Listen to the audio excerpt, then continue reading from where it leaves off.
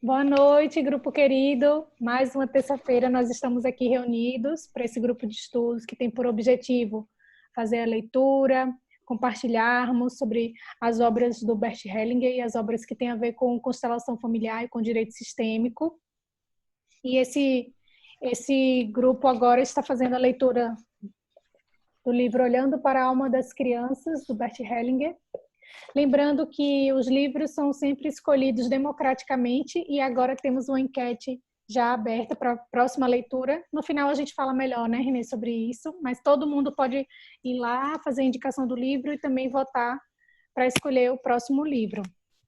Lembrando, né, que nós estamos aqui graças à ideia super original do nosso querido Hamilton, que construiu esse grupo e chamou muita gente boa que faz esse grupo acontecer.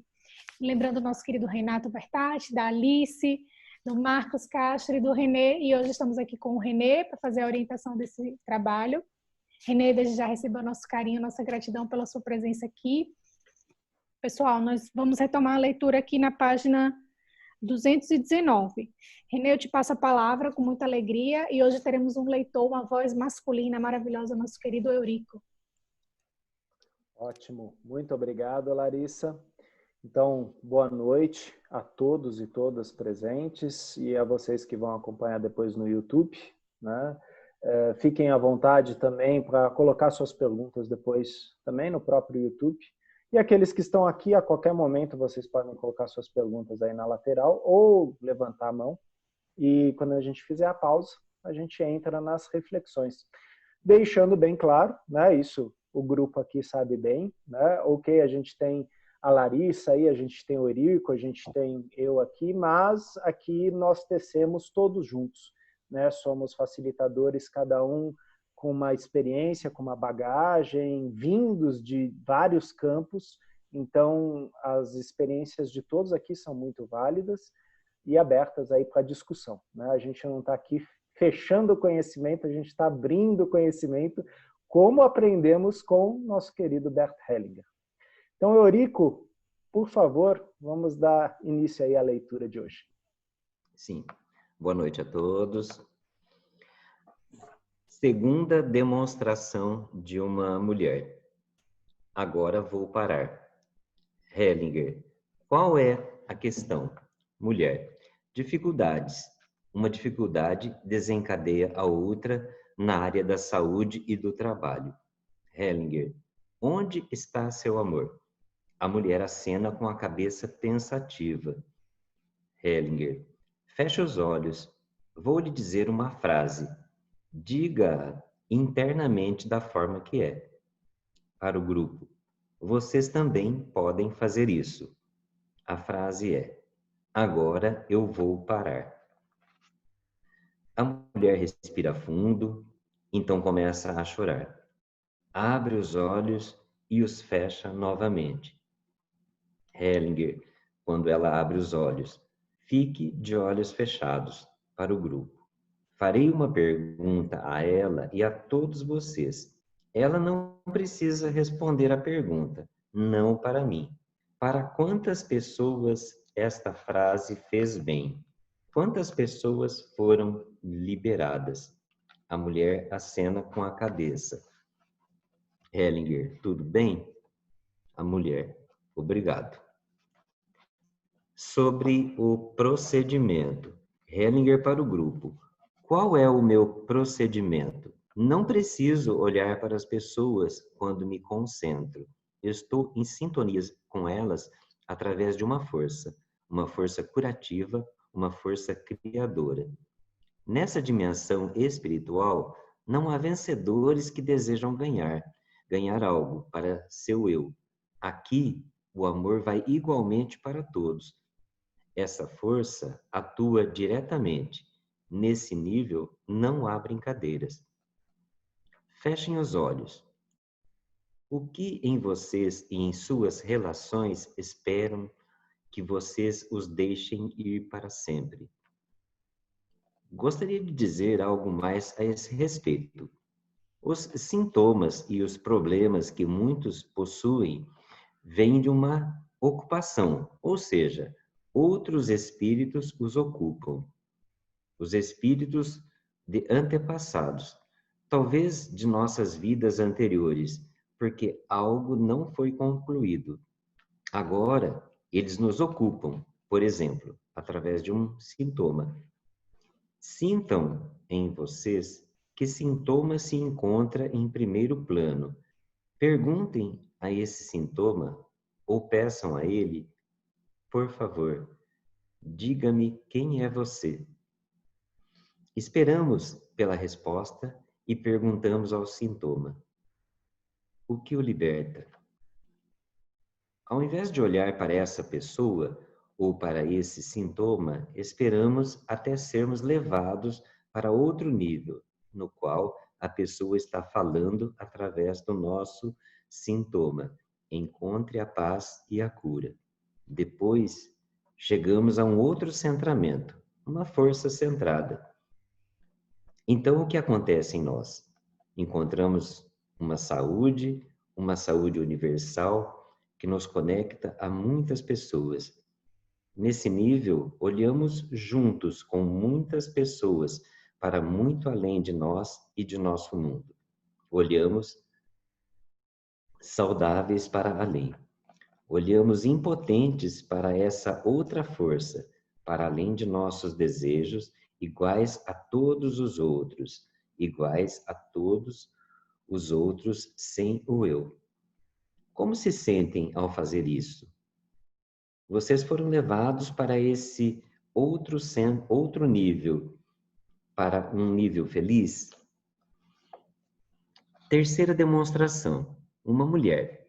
Você é melhor. Eurico, desculpa. Sim. Desculpa, eu esqueci de... Até eu ligar o microfone, acabei te atrapalhando. Eu queria só fazer um adendo aqui de um seminário onde estava o Joel Besser, aqui em São Paulo, e onde ele falou um pouco do sintoma, e ele conduziu algo muito parecido, né? Ele falou da nossa dinâmica de muitas vezes, quando temos um sintoma, de não olharmos para ele.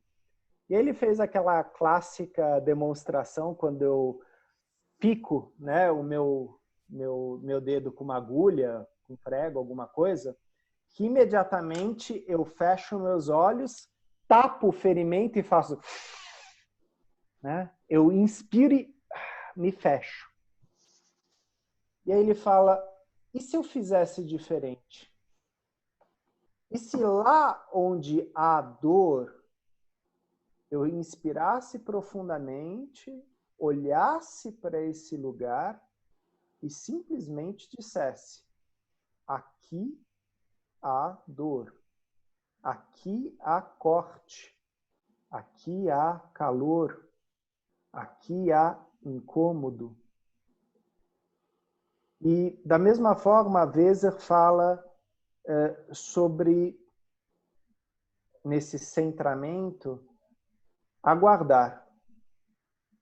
E quando você está totalmente sintonizado com esta dor, você pode perguntar, quem também está aí?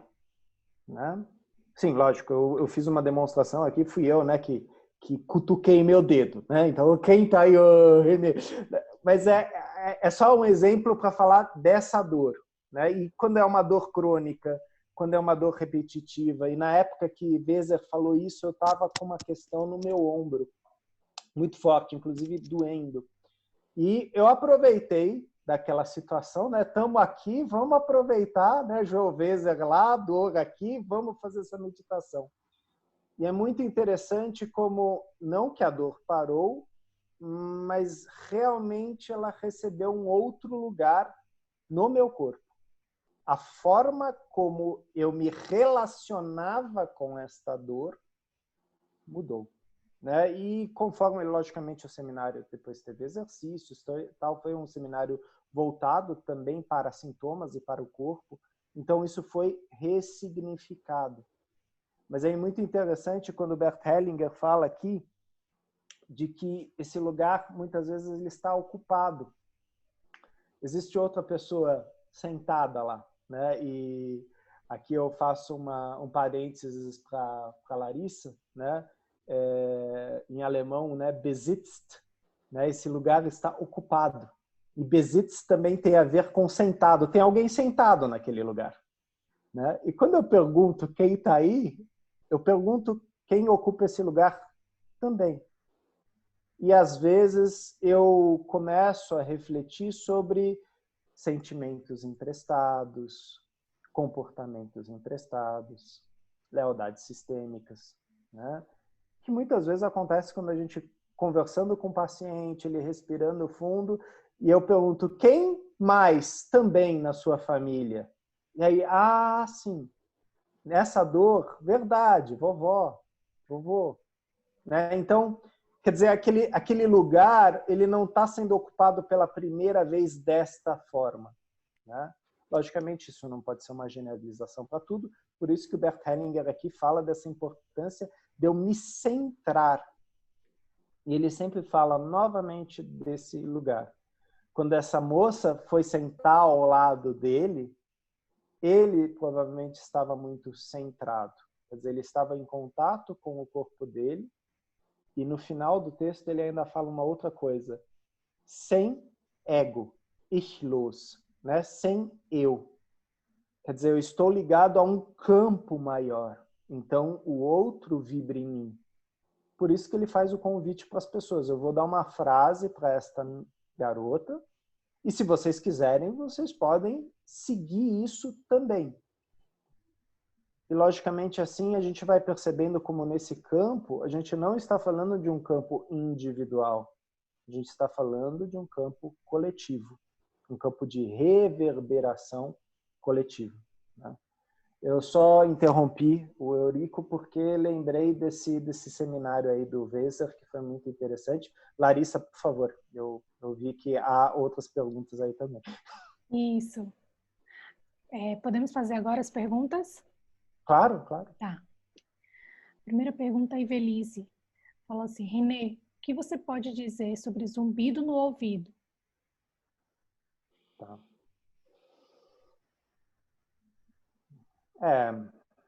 Logicamente, a gente tem que olhar para o quadro, né? Para a situação que se mostra. Como psicólogo, quando uma pessoa traz o zumbido, a primeira pergunta que eu faço é em relação à questão clínica, médica, né? Então, a mecânica, né? Se está tudo ok, se existiram quadros anteriores, infecções no ouvido, crises relacionadas à escuta. E depois eu vou investigando como que a pessoa fica emocionalmente em relação a isso, né? O zumbido no ouvido, ele tem muitas repercussões, psicopatologicamente falando. Ele, às vezes, aponta para questões psiquiátricas. Muitos quadros psiquiátricos iniciam com zumbido, né? Então, às vezes, alguns quadros de alucinação, no começo, é um zumbido que muitos pacientes falam como que aquele zzz das abelhas, né? É um zunir de abelhas, que depois vai dando origem a vozes, a comandos. Existe também a questão de equilíbrio, né? Muitas vezes o zumbido depois dá origem a quadros de perda de equilíbrio, labirintite, né? Então, existe esta gama, né? Logicamente, quando a gente está como facilitador e uma pessoa nos busca com essa questão, a gente sente como que ela faz essa pergunta, né? Essa pergunta é para ela ou é para mais alguém? Talvez nesse exemplo que o Hellinger acabou de dar, né? E talvez ela fale que esse zumbido acompanha alguns na família. Ele tem uma história dentro daquela família, né? E, às vezes, nós colocamos um representante para o sintoma, né? E eu vi muitas vezes Bert Hellinger trabalhar com dois representantes. O cliente, e o sintoma, né? E aquele sintoma depois se mostrava, quer dizer, ele se transformava apontando para uma dinâmica, né? E muitas vezes essa dinâmica para o cliente fazia sentido. Nem sempre para o facilitador, nem sempre para os representantes lá presentes, mas para o cliente aquilo reverberava, aquilo trazia um sentido, né? Então, o zumbido a gente pode olhar assim psicossomaticamente, mas o zumbido também ele tem muitas causas puramente orgânicas, né? E como o Stephen Hausner fala muito dentro das constelações familiares, ainda mais porque ele fala muito de saúde sistêmica, ele fala, né, a biologia vem primeiro, né? Então, primeiro eu questiono, investigo a biologia, depois eu vou para a psicologia, para o social, para o relacional, né? Isso é muito importante, inclusive na minha área como psicólogo. Existem muitos sintomas, principalmente em crianças, que são orgânicos e acabam sendo mascarados e vêm à tona como questões comportamentais, né? Então, até porque a gente está lendo um livro que fala muito de crianças e fala muito de pedagogia, eu tive uma vez um rapaz que veio encaminhado de uma escola com quadro de violência, grande agitação. Bom, literalmente, o garoto era um problema para a escola, né? Não parava quieto, só aprontava. E, bom, na primeira consulta, a mãe já o trouxe, e eu percebi que ele fez contato comigo, era um garoto que prestava atenção. Ele não virou meu consultório de ponta cabeça, né? Geralmente, quando eu estou com pacientes hiperativos no meu consultório, realmente é um furacão que passa por lá. E aí eu comecei a conduzir algumas sessões com esse garoto, alguns testes. E o que me chamou a atenção é que, sim, ele ia muito bem nos testes, né? Inclusive cognitivos, atenção, memória. Só que, assim, ele pegava os testes e via assim, né? E aí eu pedi para a mãe fazer uma consulta no oftalmologista, né? O garoto era míope, né? O garoto há 3 anos era míope, né? Ele não via nada na lousa e ele ficava irritado porque ele era cobrado, né? Ele tinha 10 anos, né? Então ele também não sabia como passar para a professora que ele não estava enxergando a lousa, porque para ele não estava claro que ele não estava enxergando a lousa, né? Então o que ele manifestou? Um comportamento, né? Ele manifestou um fenômeno, né? Se eu fosse muito apressado na questão psicossomática ou talvez diagnóstica, eu falaria, realmente, olha, tem todos os dados aqui pelo que a professora falou, pelo que a mãe falou, ele é hiperativo, tal, vamos dar um remedinho. Não, né? Tinha que olhar primeiro o biológico, né? E nesse caso se mostrou que era uma questão oftalmológica. Então, primeiro eu faço essa investigação e depois eu vou para os outros, né? Esse garoto, logicamente, não passou mais comigo no consultório, era uma questão do óculos, ele depois mudou, virou outra criança, né? Um garoto que desempenhava muito bem. Então, né, realmente qual que é o nosso lugar de escuta, né? E como facilitador, a gente não escuta só a pessoa que está nos falando, a gente escuta da onde ela está falando, quem mais está falando com ela. Ou seja, a gente olha para esse sistema ampliado, né? Aquela metáfora que eu acredito que já foi falada aqui no grupo, que a Hannah Arendt fala, que a nossa psique ela é muito parecida com uma cebola, né? Então, você pega uma cebola, né? Para aqueles que gostam de culinária vão entender melhor ainda essa metáfora. Você vai abrindo a cebola, o que você encontra lá no meio? Nada, né?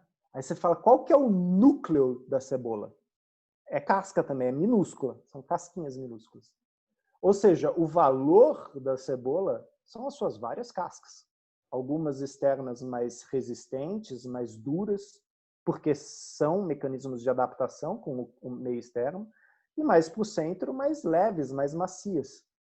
Mas não existe parte boa e parte má. Existem camadas e os motivos pelos quais as camadas são assim. Ou seja, quando eu vou ouvir alguém, eu vou ouvir uma camada, mas eu sei que essa camada está ligada a muitas outras camadas. Estão em conexão e reverberando. Então eu não ouço apenas o dito. Eu escuto além do que é dito, né? Logicamente, dentro das psicoterapias, isso é um treino, dentro da medicina também, mas, de certa forma, é saber que o nosso corpo ele está se comunicando não só pela fala, ele inteiro está se comunicando. E nós, como seres sistêmicos, estamos trazendo coisas que não são apenas nossas, são de papai e mamãe, vovô e vovó, bisavô e bisavó. E é dessa forma que, de repente, eu chego, olho para a Larissa e falo, Larissa, eu tenho um zumbido. Esse é meu tema. Né? E aí, a Larissa vai, de certa forma, me questionar. Né? Como é esse zumbido? Em que momento é esse zumbido? Houve um momento sem zumbido? Ou o zumbido sempre esteve aí? Quem mais, além de mim, tem zumbido na família? Né? E aí, de repente, eu viro e falo, minha esposa também tem. Você conseguiu essa proeza, né, de encontrar uma esposa que tem zumbido assim com você, e aí vocês zumbem juntos? Né? E muitas vezes sim. Né? É uma sintonia, inclusive sintomática. Né? E a gente pode olhar para isso. Né? Até porque, se isso é levantado como uma questão, muitas vezes a gente tem uma permissão para olhar para aquilo. É uma resposta geral, né? Mas para a gente olhar para o específico, a gente teria que olhar ao caso a caso. Larissa. Temos mais 2 perguntas aqui. A Cristiane ela perguntou o seguinte. A Evelise te agradeceu, Renê. Obrigado, Evelise. A Cris perguntou o seguinte: precisa saber a quem se refere quando se olha para o sintoma? Olha, é interessante, né? Porque agora que você perguntou isso para mim, Cris, né? Eu lembrei do meu ombro e sim, eu sei a quem se refere por causa de todo esse trabalho que eu fiz com o Joel, né? Naquele seminário. Mas o Joel tinha dado essa resposta lá. Ele, assim como Hellinger, ele falou: você não precisa responder. Assim, você não precisa saber quem. Mas você pergunta: há alguém aí também? Essa é uma pergunta que vai no sentido de: agora eu vejo, agora eu ouço, agora eu sinto. Né? E muitas vezes eu não sei quem é. Mas, como Hellinger falou aqui, na minha postura de centramento, às vezes, depois de um tempo, vem uma resposta. E, logicamente, aqui a gente tem algumas pessoas presentes, essa resposta vai seguir a comunicação de cada um aqui. Às vezes vai ser uma resposta audível para vocês. Às vezes ela vai ser sensível. Vai ser um calorzão que vai subir, um frio. Ou, de repente, vocês vão ver a resposta. Né? E, recentemente, eu tive um cliente que, numa questão, trouxe uma questão transgeracional. E nós estávamos numa consulta online. E aí eu questionei para ele, eu falei, mas essa história que você está trazendo, essa dor que você está trazendo, você conhece outros na sua família? E aí ele falou, eu estou olhando para eles. Eu falei, como assim? Ele falou, eu estou olhando em cima da minha cômoda a minha bisavó, que foi ela que veio para o Brasil. Né? E ela veio fugida da Primeira Guerra e, infelizmente, para ela, infelizmente ela morreu no Brasil, porque ela não pôde retornar. Né? E o desejo dela muito era retornar, ela não gostava daqui. Né? Ela saiu de um lugar, né, que para ela era familiar, era a terra materna dela, era um outro clima, não gostou nem um pouco do clima que ela encontrou aqui, sofreu muitas dificuldades, passou fome. Então, isso se demonstrava nela não numa depressão, mas numa grande melancolia, né? E o cliente trazia também essa melancolia. Então, nesse caso, ele sabia. Eu fiz a pergunta e imediatamente ele estava com a resposta na ponta da língua. Mas, na maioria das vezes, eu não sei. Mas, se eu sinto que há algo aí, esse é o caminho. Então, eu deixo isso atuar, né? Esse algo a mais que está aí reverberando. E eu vou dando lugar a esse algo a mais. E nesse sentido, é como se eu, que sou uma casquinha assim, de repente descobrisse que tem uma outra casca me envolvendo. Ah, agora eu sinto, né? Não sou só eu. Isso também já tem uma história anterior. E eu também não preciso saber que história é essa, né? Nesse sentido, novamente, a constelação familiar, ela não é do campo da análise, né? Da precisão histórica, né? Ela é fenomenológica, né? E conforme eu vou sentindo o fenômeno, vou dando lugar a esse fenômeno, isso vai reverberando no meu corpo, em todos os que habitam o meu corpo, dentro e fora, né? Por isso que muitas vezes a gente fala, nossa, mas isso é espiritual. Também. Também é espiritual. Por favor, Larissa.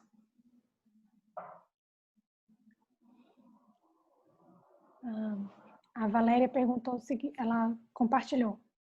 E a Cris te agradeceu, tá? A Valéria compartilhou aqui o seguinte: tive uma experiência fazendo uma constelação no domingo com uma dor no joelho. Constelei e a dor passou. Uhum. Eu entrando nessa linha, teve uma coisa que aconteceu que eu achei muito curiosa. Eu fui dar um módulo, e era um módulo fora de São Paulo, eram 3 dias, e quando eu cheguei na cidade, bom, meu dente começou a doer. Depois eu descobri, era um canal, né? E vocês sabem como o canal dói, né? O canal não dói, grita. Mas foi muito interessante. Nesses 3 dias, toda vez que eu entrava no campo, como facilitador, a dor parava. Depois ela voltava, ela lembrava, eu tô aqui, hein, né? Mas eu achei muito interessante isso, essa questão da dor. De certa forma, ela dá um espaço para esse outro lugar, esse lugar de facilitador, talvez de centramento, e não impedir o trabalho, né? E depois que eu descobri que se tratava de um canal, eu falei, caraca, então, né, é bem interessante isso mesmo, como isso se deu. Existem esses fenômenos, né? Tem pessoas que falam, né, que chegam na constelação com uma dor de barriga, uma dor de cabeça, com uma tensão e saem aliviadas. Assim como também tem aqueles que chegam livres, leves, soltos na constelação e saem com uma tremenda dor de cabeça e uma diarreia que fala, ô Renê, o que tinha no coffee break aí que você colocou? Porque pegou aqui em mim. E muitas vezes é um processo. Né? É um processo, foi algo levantado lá no campo e que reverberou em você. Né? Logicamente é importante, sim, o representante ficar atento. Né? A gente está falando de alguns fenômenos somáticos aqui leves. Né? Quando o fenômeno é muito forte, aí o facilitador precisa talvez oferecer outros recursos ou acompanhar mais de perto esse representante, né? Porque não é para ninguém sair de cadeira de rodas de uma constelação, né? Mas que sim, a gente vai ter fenômenos corporais, sim, às vezes muito leves, mas às vezes pesados, né?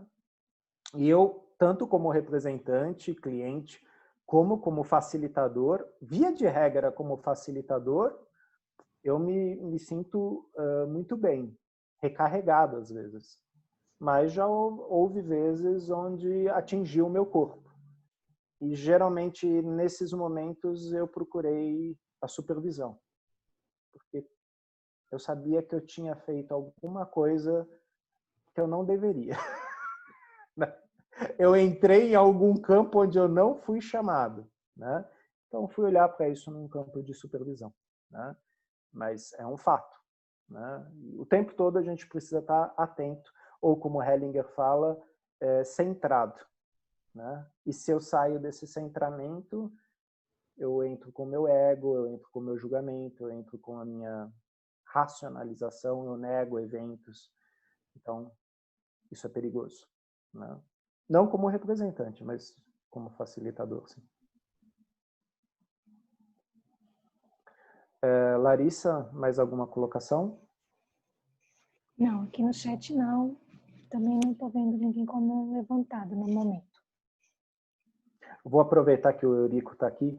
Eurico, em relação a essas colocações, você gostaria de adicionar alguma coisa? Não, creio que não. Ficou perfeitamente ilustrado, Renê. Você sempre tem uma clareza muito grande e contribui muito para o aprendizado da gente. Eu acho que não. Obrigado. Bom, vamos seguindo aí com a leitura. Agora a gente vai para a terceira demonstração, né? Uhum. Terceira demonstração. Uma mulher. Você é melhor. Agora somos iguais. Hellinger para a mulher que está sentada ao seu lado. Qual é a sua questão? Mulher. Minha relação com meu parceiro já não funciona mais. Hellinger. Ok, feche os olhos. Vou lhe dar uma frase que você pode dizer a ele. Quando eu disser a frase, diga-a também internamente para ele de imediato. Para o grupo. Vocês também podem participar, de preferência abertos, sem cruzar os braços ou pernas e sem deixar os olhos abertos, com medo do que possa acontecer ou do que possa ser perdido. Fechem os olhos também. Para a mulher, a frase que me veio é: você é melhor. Após um instante, se tiver tido sucesso com essa frase, diga apenas se tiver tido sucesso. Diga a ele uma segunda frase. A frase é: agora somos iguais. Após um instante, tudo bem? A mulher, tudo bem. Hellinger para o grupo. Isso foi uma prévia do assunto com o qual trabalharemos todo o dia de amanhã. O tema principal na vida de qualquer um, homens e mulheres. Como se sentem com as constelações familiares mediais? Não constelei nenhuma família. Nesse nível, não é mais necessário. Entretanto, onde for aplicável, demonstrarei também através de constelações. Prossigo? Por favor. Constelações familiares antigas e mediais. Direi algo sobre essa dimensão. As constelações familiares começaram pela observação de que, em uma constelação familiar que diz respeito diretamente a uma família, ou seja, aos pais e filhos, os representantes se conectam diretamente a eles, sem saber nada sobre eles. Eu também me conectei aos indivíduos aqui, às vezes sem perguntar. Entretanto, naquela época, essa conexão era clara, pois, de outra forma, os representantes em uma constelação poderiam saber diretamente algo sobre a família e se comportar e sentir de forma correspondente. Eles se conectavam a um outro nível da consciência, ou seja, a uma consciência muito além de nossos conhecimentos e capacidades normais. No início das constelações familiares, muitos consteladores intervinham nos movimentos. Eu também fazia isso, porque não tinha consciência do alcance dessa experiência. Assim, muitos consteladores se comportavam como psicoterapeutas. Diga-me seu problema e irei procurar uma solução. Isso resultava em uma relação entre você e eu, como ocorre na psicoterapia. Aí havia determinadas ideias sobre o certo ou o errado. Reuni essas ideias em meu primeiro grande livro, Ordens do Amor. Muitas coisas que estão nesse livro são úteis até hoje. Aqui, não precisei recorrer a essas ordens. Com isso que fiz aqui, não precisei recorrer a elas. Nas constelações familiares espirituais, ou mais precisamente nas constelações familiares mediais, movo-me para além dessas ordens, para outro nível. Isso amedronta muitos daqueles que estavam acostumados com as constelações antigas. Amedronta muitos daqueles que fazem uma formação como consteladores familiares que recorrem às constelações familiares antigas e se movem dentro delas. Mesmo assim, as constelações familiares antigas são úteis. É útil conhecê-la e experimentá-la. Nesse sentido, a formação que oferecemos nesse âmbito ainda tem o seu lugar, um lugar provisório. Aqui, vou além desse nível. Devo dizer algo mais sobre isso. Muitos daqueles que estão vinculados às constelações familiares antigas são tomados por um medo profundo quando ouvem falar desse movimento para outro nível. Contudo, não podem evitar esse movimento. O futuro está em outro lugar. Levarei comigo para esse nível aqueles dentre vocês que participaram ou não participando dessa formação. Os outros que ainda não ouviram falar nada sobre isso, também levarei da mesma forma diretamente. Só um instantinho, Eurico. Esse é um ponto que muitas vezes causa dúvidas ou colocações. Bert Hellinger trouxe essa temática aqui para o Brasil. Dilena, me ajuda. Em que ano que foi quando a gente teve aquele seminário lá no Espaço do Gasparetto? Foi 2013 ou 2014? Porque foi exatamente nesse seminário que ele trouxe essa temática. Desculpa, em qual espaço? No Espaço do Gasparetto, lá em... Ficava no metrô, perto do Ipiranga, estação Ipiranga de metrô. Tá. Entre 2013 e 2014, né? Eu não sei ao certo agora. Deve ter sido em 2013. 13, sim. Porque, assim, haviam muitas dúvidas em relação a isso. E a gente está falando aqui de 4. Né? A gente está falando das constelações familiares tradicionais, a gente está falando das constelações familiares mediais, as constelações familiares espirituais e as novas constelações familiares. Né? Ah, Renê, tem que decorar isso? Não, você não tem que decorar isso, né? O Bert Hellinger, ele demonstrava e as pessoas seguiam, né? E cada um desenvolvia em cima disso formas, abordagens, olhares, né?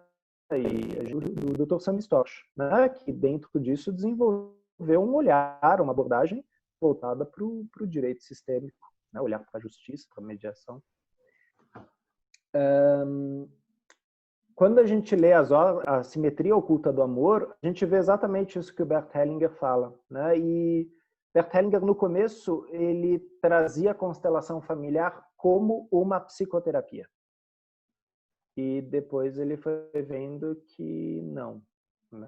Havia outra coisa aí, né? E aí ele começou a falar dessa outra esfera, ou então outro nível, né? Aí a gente começa a falar desse nível mais espiritual. E aí entra também esse nome medial, né? Esse nome ele tem um efeito na Europa e ele tem um efeito completamente diferente aqui no Brasil, né? Porque aqui no Brasil a questão medial médiums,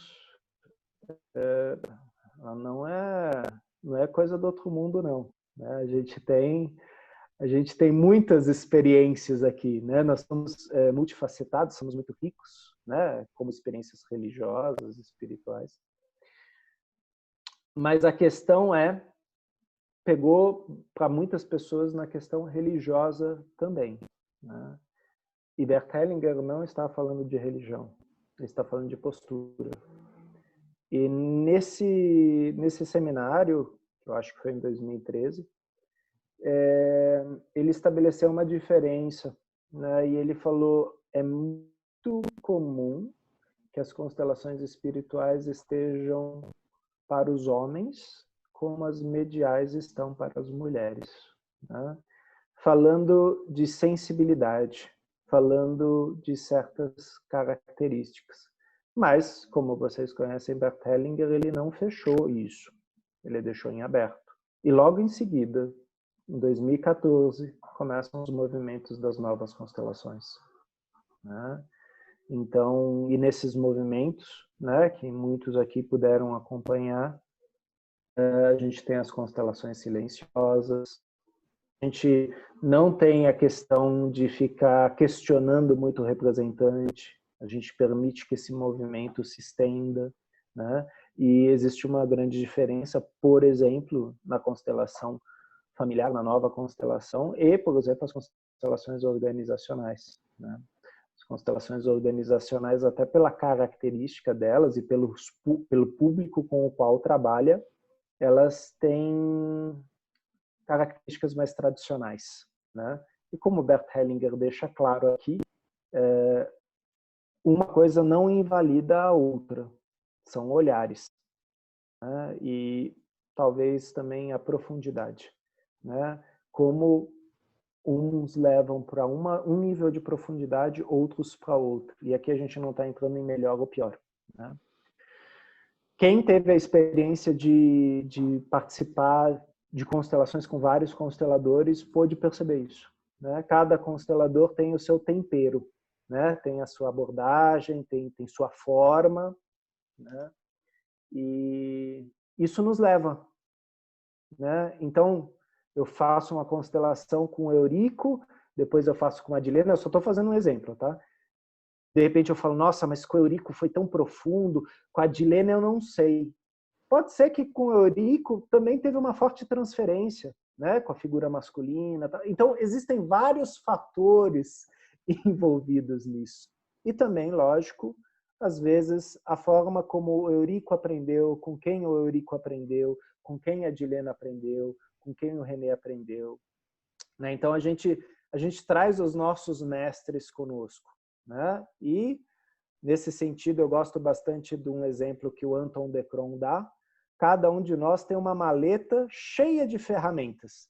Essas ferramentas foram aprendidas com os nossos professores, mestres. E, dependendo do nosso cliente, a gente vai lançar mão de diferentes ferramentas. Né? O Anton de Cron, ele trabalha mais com consultoria sistêmica. Né? Então, ele usa muitas técnicas, não só a constelação familiar, né? Mas outras também. E essa é a riqueza, até porque Bert Hellinger bebeu de muitas fontes, né? Para nos presentear com essa fonte que nós temos aqui, da constelação familiar. E aqui, nesse breve trecho, ele mostra que a constelação familiar é um movimento. Né? Então, não ficou fixo naquilo que é chamado tradicional. Ficou fixo no medial, não ficou fixo no espiritual, não vai ficar fixo no novo.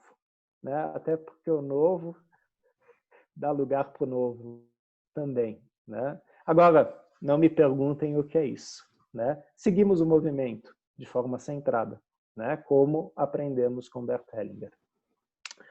Em relação a esse ponto aqui, alguém gostaria de fazer uma contribuição, uma colocação ou dúvidas em relação a isso? Vera?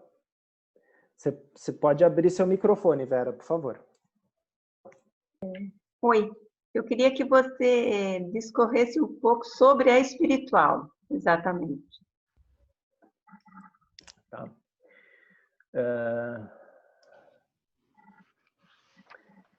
eu comecei acompanhando o trabalho de Peter e Tsuyuko Spelter, né?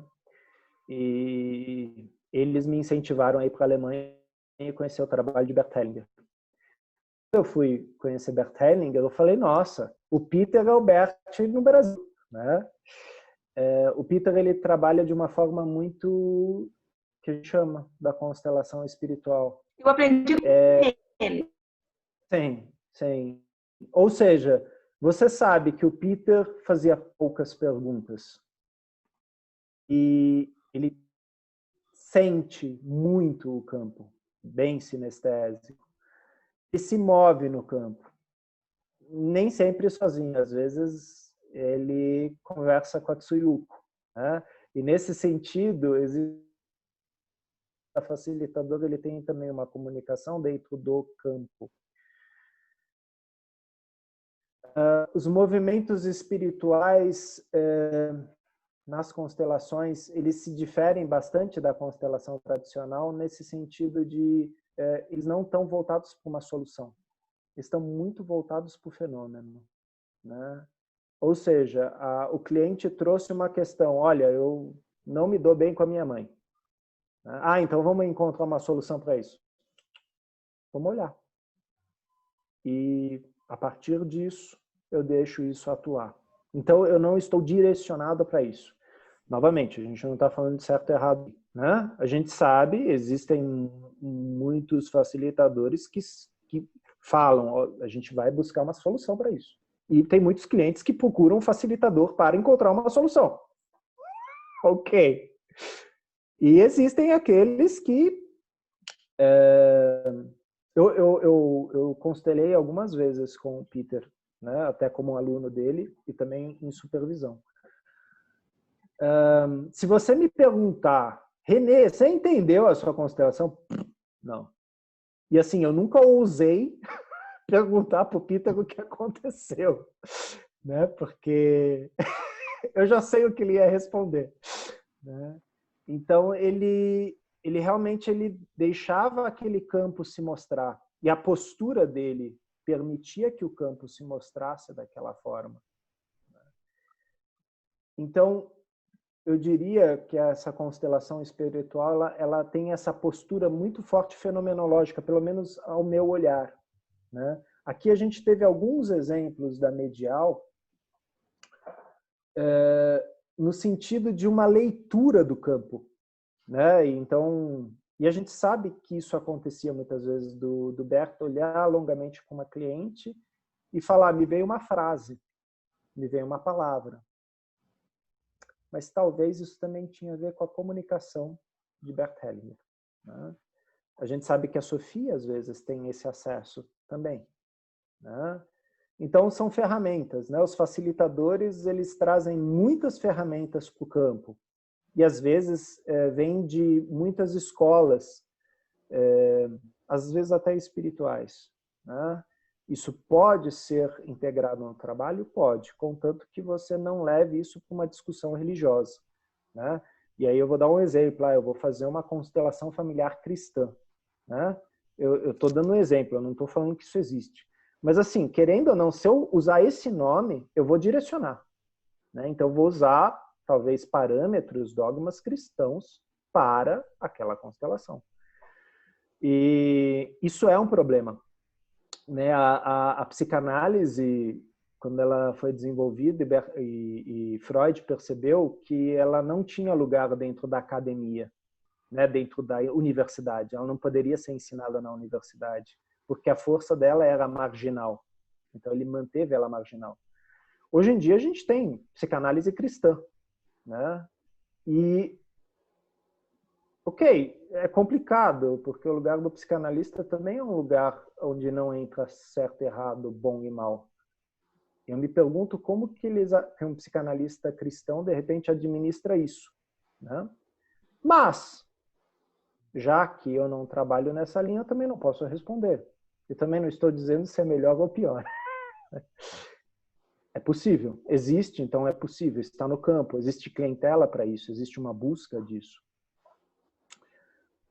É difícil de localizar esse espiritual. quando você me pergunta, eu visualizo bem o espiritual, mas eu não consigo... O Renato Bertatti,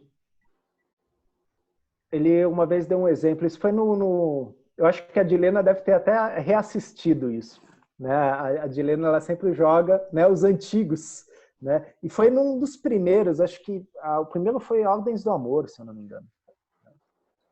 E o Bertatti, ele dá esse exemplo, ele fala, você está no alto de uma colina, olhando o mar. Então, todos nós estamos lá olhando o mar. E, de repente, saltam golfinhos.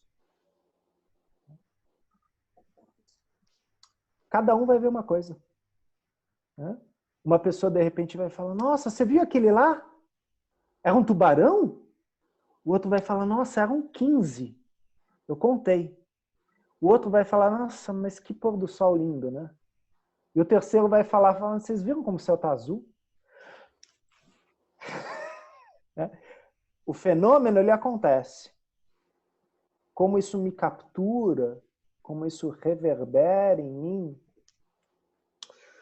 aí talvez eu olhe para a questão espiritual.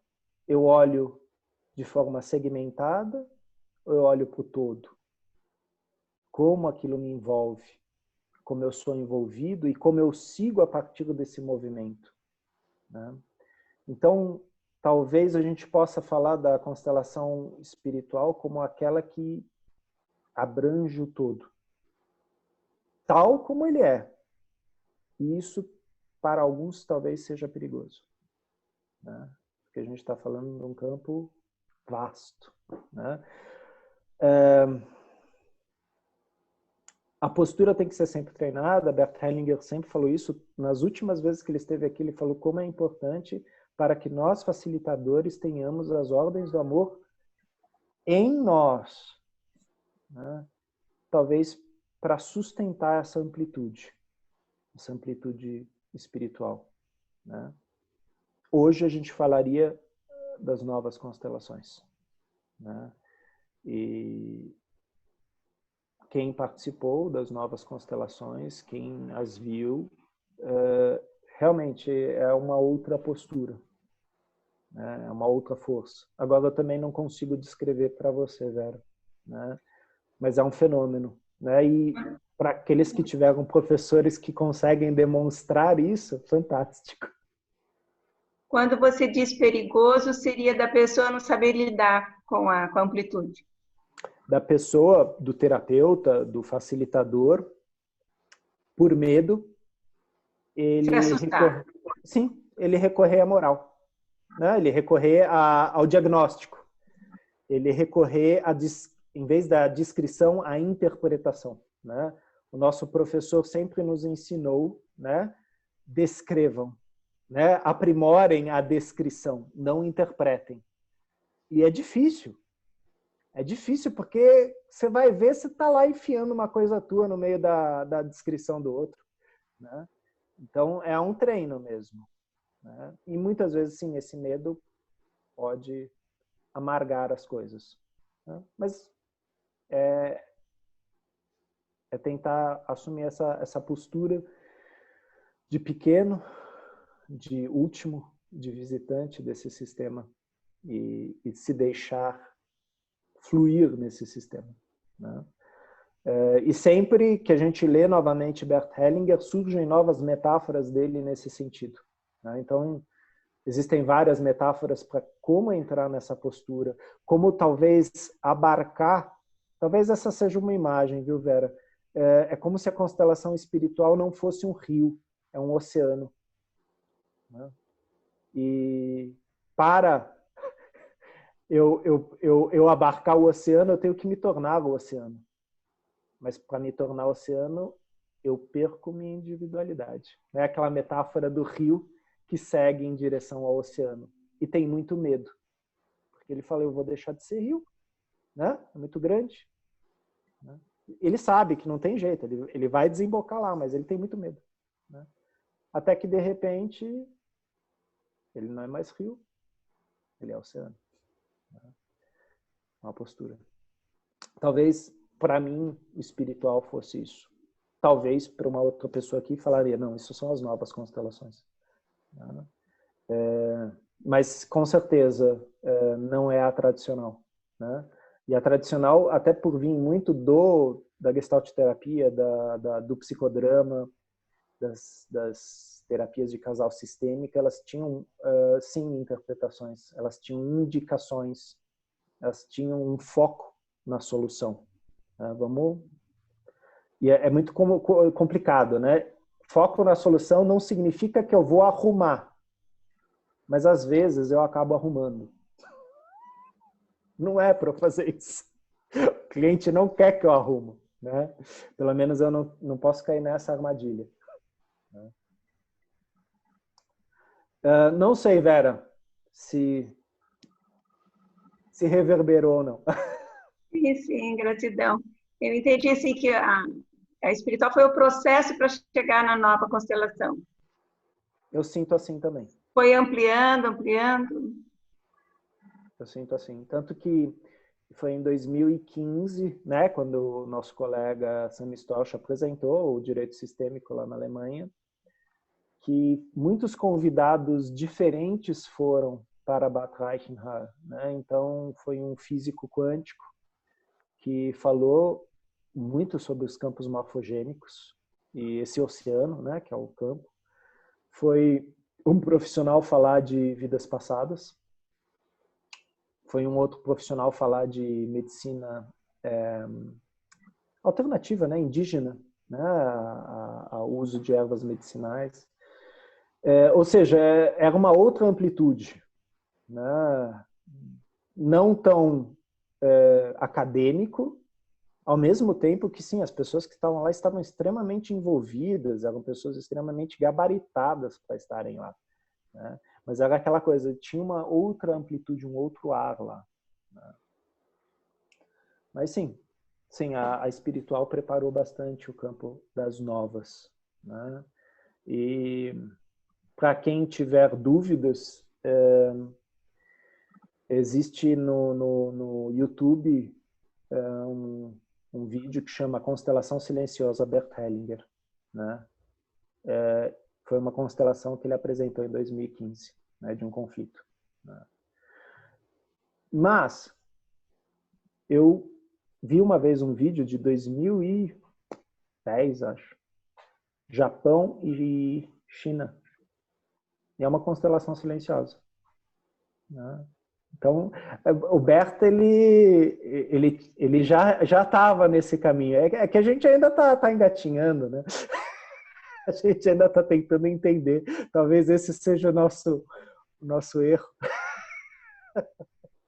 Mas também não dá para não tentar entender, né? Eu falo isso do meu lugar de psicólogo, de psicanalista. A gente tenta pegar para entender, ou simplesmente respira e deixa aquilo atuar, né? E nesse sentido, o meu embate com o Peter Spelter era esse, né? E ele falava, para de perguntar como psicanalista. Isso aqui não é psicanálise. Isso me ajudou muito.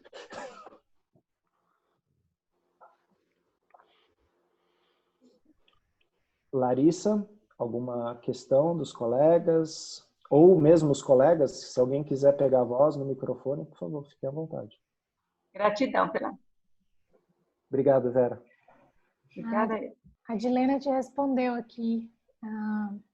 Ela falou que que ela fala do Renato, do golfinho, é do primeiro dia e é da leitura daquele livro A Fonte Não Precisa Perguntar pelo Caminho. E é uma das passagens mais marcantes para mim, de todo o grupo de estudo, assim, acho que essa é a top one. Sim. Eu lembro que quando ele foi falando aquilo, eu fui para uma praia específica lá em Santa Catarina, que chama Praia Vermelha, onde eu vi esse fenômeno acontecer. E eu falei, uau! E quantas vezes eu assisto esse vídeo, eu faço um uau diferente. É incrível mesmo a imagem. Então vale a pena aí a direção que a Dilena nos deu, né? Todos esses vídeos estão lá no canal da Alice, né? Disponíveis, né? Então vocês podem procurar lá na nossa videoteca, né? Que já está há tanto tempo, né? funcionando. Né? Antes da pandemia, nós já tínhamos uma videoteca. Toda terça-feira, neste lugar, neste mesmo horário. Eu acho que a gente pode parar aqui, né, Larissa? Sim. Então, antes de passar a palavra para a Larissa, eu agradeço Eurico, agradeço a colocação dos colegas, né? E, logicamente, se alguém ainda quiser colocar alguma coisa, fiquem à vontade. Né?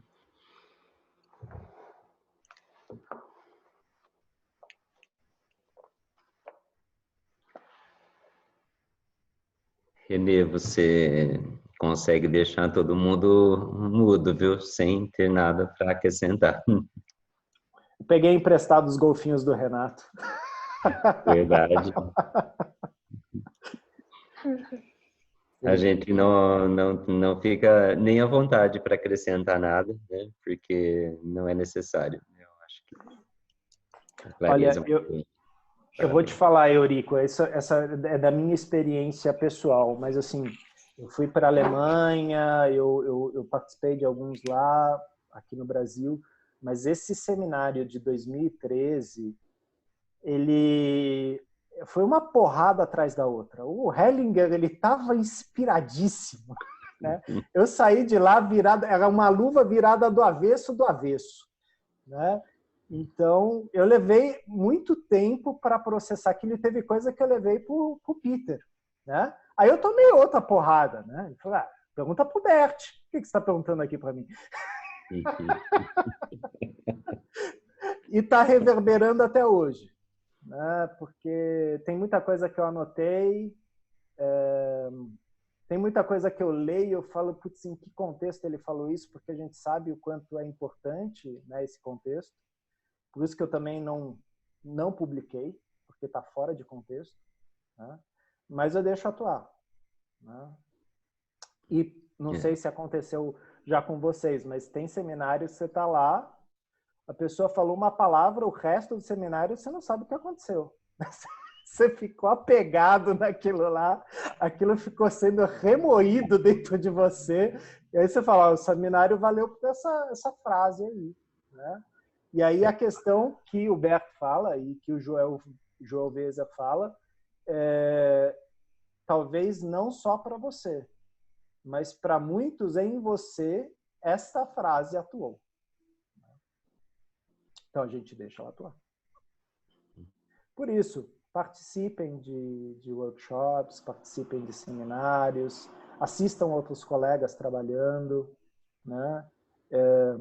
Agora a gente está tendo, né, essa questão da pandemia, estão tendo exercícios no sentido online. Né? Temos colegas que estão fazendo isso. Participem, observem, reflitam. Né?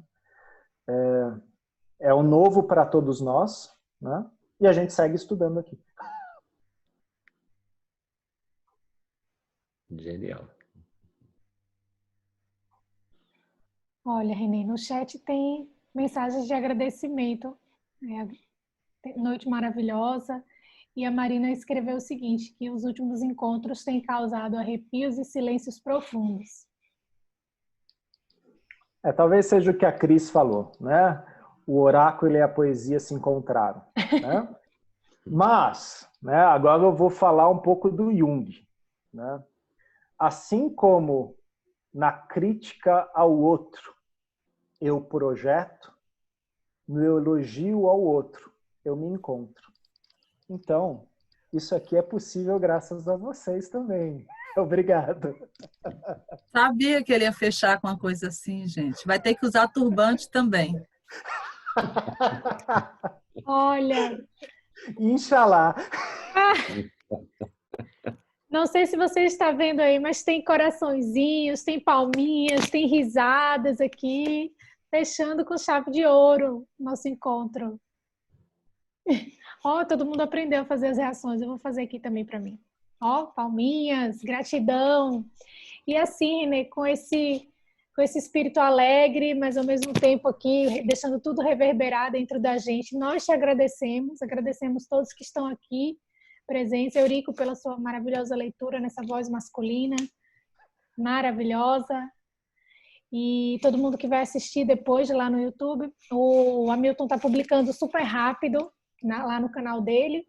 E eu queria lembrar para todo mundo que está assistindo aqui agora e que vai assistir depois, sobre a escolha do próximo livro. Então já está lá a enquete no Facebook, todo mundo pode fazer a indicação do livro e também pode fazer a votação. Então é super democrático, escolham. É uma pena que eu não vou poder escolher o meu porque eu não estou mais no Facebook. Mas eu indiquei o seu, viu? Eu escutei você falando e coloquei o seu. Gratidão, ó, só coraçõezinhos para esse grupo maravilhoso. E assim nós nos despedimos com muita alegria. Se cuidem, cuidem dos seus, sejam felizes e até a próxima terça. Beijo. Beijo. Coraçõezinhos. Ó.